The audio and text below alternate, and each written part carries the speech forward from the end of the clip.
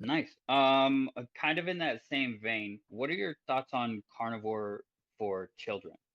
I mean, looking at every other species on the planet, as soon as it comes off of the mother's milk, it moves to the species appropriate Hmm. diet.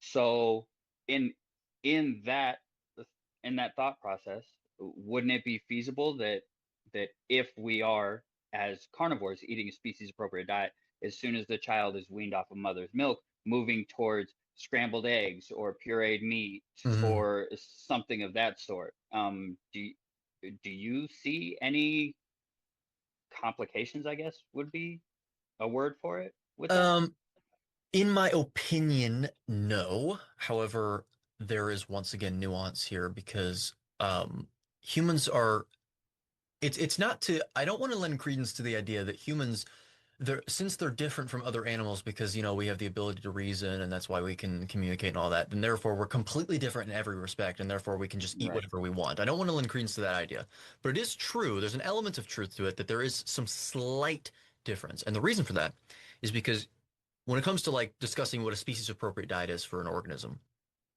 typically that's really, really easy to assess because you can observe it where they are. Like for example, Mm. there's certain animals that are exclusive to like one country. So they're basically all their Right. land. They only have one environment, one overall environment that they evolve under.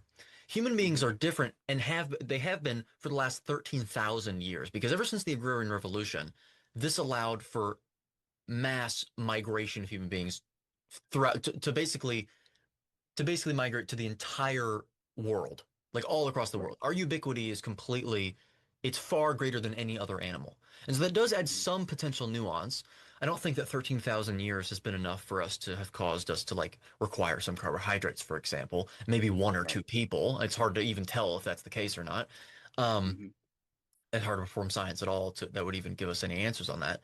However, I do think that maybe there's slightly more variation in human beings than other animals would have with respect to, their range of deviation that is still considered appropriate dietarily. I think that humans might have a Hmm. wider range ever so slightly.